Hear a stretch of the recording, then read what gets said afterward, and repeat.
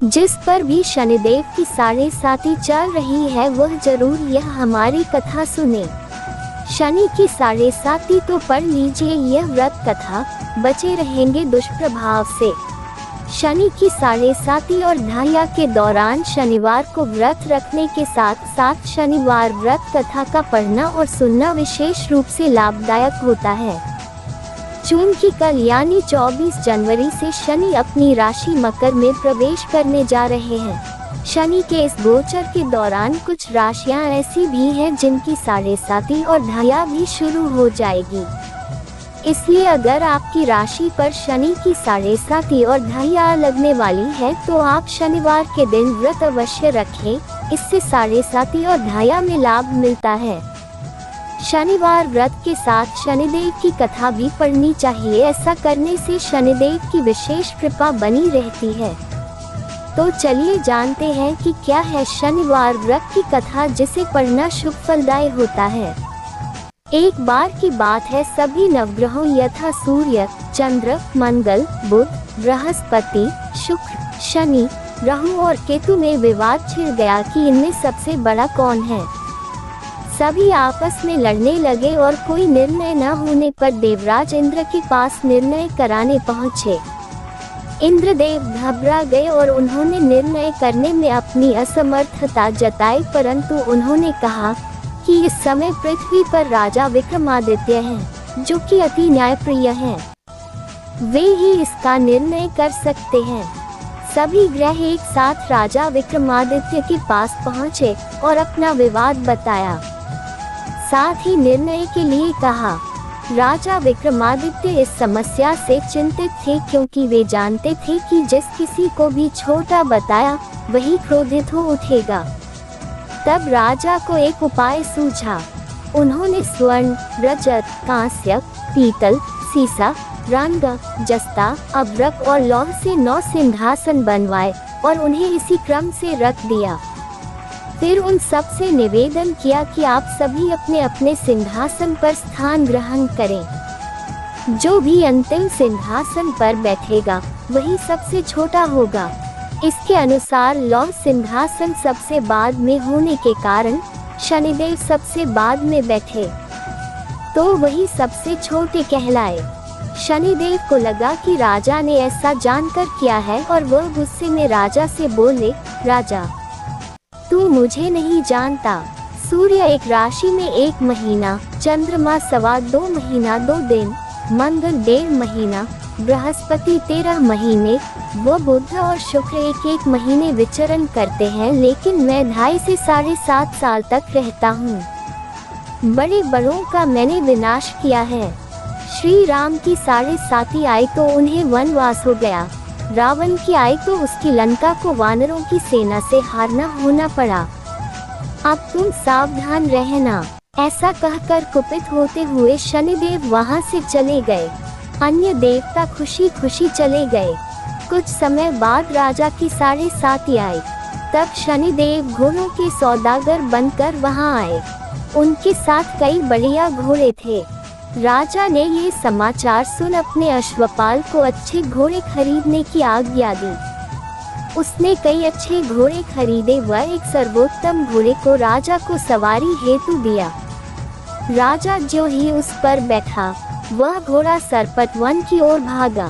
भीषण वन में पहुंच वह अंतर्धान हो गया। अब राजा भूखा प्यासा भटकता रहा। तब एक ग्वाले ने उसे पानी पिलाया। राजा ने प्रसन्न होकर उसे अपनी अंगूठी दी। वह अंगूठी देकर राजा नगर को चल दिया और वहां अपना नाम उज्जैन निवासी वीका बताया। वहां एक सेठ की दुकान में उसने जल इत्यादि पिया और कुछ देर आराम किया। भाग्यवश उस दिन सेठ की खूब बिक्री हुई। सेठ उसे खाना इत्यादि कराने खुश होकर अपने साथ घर ले गया। वहां उसने एक खूंटी पर देखा कि एक हार टंगा है जिसे खूंटी निगल रही है। थोड़ी देर में पूरा हार गायब था। तब सेठ ने आने पर देखा कि हार गायब है। सेठ ने समझा कि वीका ने ही उसे चुराया है। उसने वीका को कोतवाल के पास पकड़वा दिया। फिर उस नगर के राजा ने भी वीका को चोर समझकर उसके हाथ पैर कटवा दिए और नगर के बाहर फेंकवा दिया। वहां से एक तेली निकल रहा था जिसे दया आई और उसने वीका को अपनी गाड़ी में बैठाया। वह अपनी जीप से बैलों को हाँकने लगा। उस समय राजा की शनिच्छा समाप्त हो गई। वर्षा ऋतु आने पर राजा मल्हार गाने लगा। राजा जिस नगर में था वहाँ की राजकुमारी मनभावनी को उसका गाना इतना पसंद आया कि उसने मन ही मन प्रण कर लिया कि वह उस राग गाने वाले से ही विवाह करेगी। राजकुमारी ने दासी को राग गाने वाले को ढूंढने भेजा। दासी ने बताया कि वह एक चौरंगिया अपाहिज है, परंतु राजकुमारी न मानी। अगले ही दिन से उठते ही वह अनशन पर बैठ गई कि विवाह करेगी तो उसी से ही करेगी। बहुत समझाने पर भी जब राजकुमारी नहीं मानी तो राजा ने उस तेली को बुला भेजा और विवाह की तैयारी करने को कहा। फिर उसका विवाह राजकुमारी से हो गया। तब एक दिन सोते हुए स्वप्न में शनिदेव ने राजा से कहा, राजन देखा तुमने मुझे छोटा बताकर कितना दुख झेला है। तब राजा ने उनसे क्षमा मांगी और प्रार्थना करते हुए कहा कि हे शनिदेव, जैसा दुख मुझे दिया है किसी और को ना दे। शनिदेव मान गए और कहा कि जो मेरी कथा और व्रत कहेगा उसे मेरी दशा में कोई दुख नहीं होगा।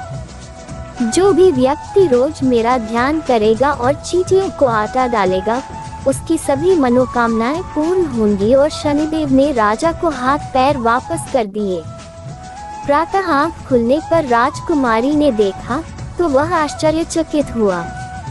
वीका ने उसे बताया कि वह उज्जैन का राजा विक्रमादित्य है। सभी अत्यंत प्रसन्न हुए। सेठ ने जब सुना तो वह राजा के पैरों पर गिरकर क्षमा मांगने लगा। राजा ने कहा कि वह तो शनिदेव का क्रोध था, इसमें किसी का कोई दोष नहीं।